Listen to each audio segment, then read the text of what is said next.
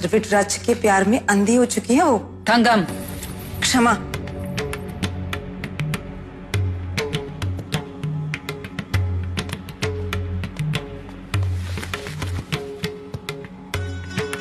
लेकिन वो देवसेना क्या राज करेगी जो आप करती? आप उस सिंहासन पर बैठती तो सिंहासन की शोभा और होती, द्रविड़ राज्य की शोभा कुछ और होती।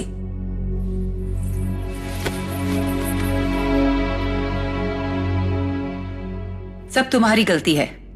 रानी, तुम्ही ने मुझे सुझाव दिया था ना कि मैं हाहू मां से बात करूं। उल्टी पड़ गई चाल, फंस गए हैं हम। जिसे कभी रानी नहीं बनना था उसे रानी बनाने जा रहे हैं हम। सर झुकाना पड़ेगा उसके सामने। रानी रानी रानी कह के उससे बात करनी पड़ेगी।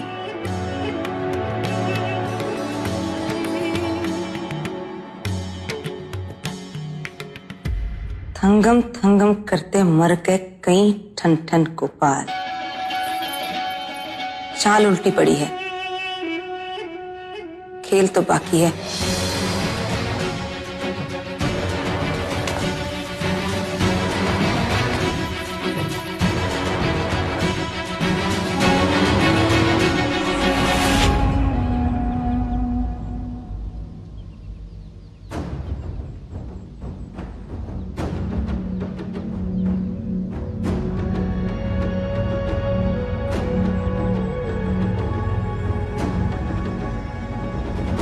शैल, शायक, शूल, वाणी, इन सभी का सामना करने को तैयार हो जाइए आर्य।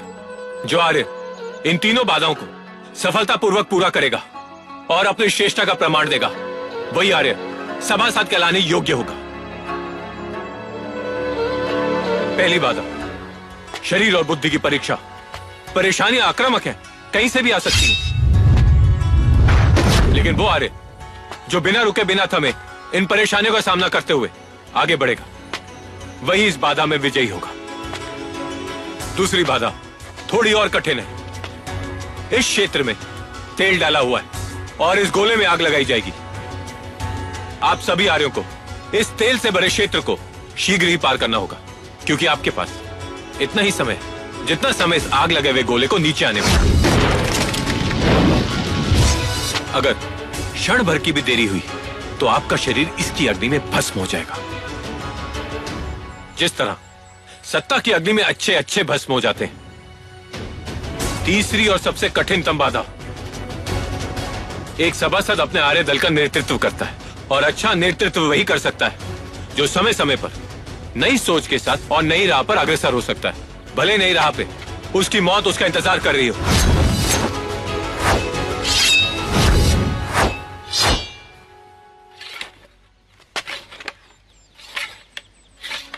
जो इस राह पर विजयी होगा वही शूरवीर कहलाएगा, और वही सभासद बनने योग्य होगा।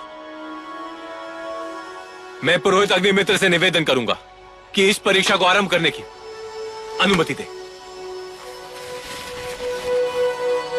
मैं अग्निदेव और स्तुतियों के लक्ष्य इंद्रदेव से प्रार्थना करता हूं कि जो भी सबसे योग्य आर्य है, बल, बुद्धि, विद्या और वीरता में सबसे श्रेष्ठ है, उसका चयन करने में हमारी सहायता करें।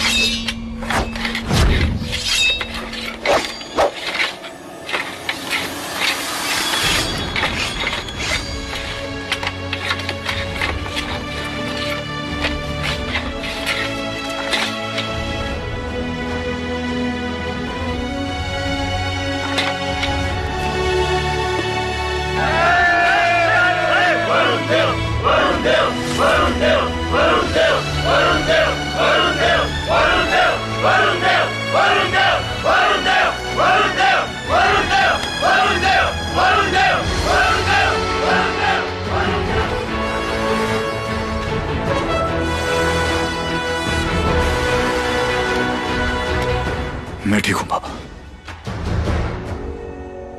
वरुण देव, खून से लथपथ तुम्हारे शरीर को देखकर लगता है कि अब तुम सभासद बनने योग्य हो, पर अब तुम्हारे शरीर पर भी हमारी तरह घाव के निशान होंगे।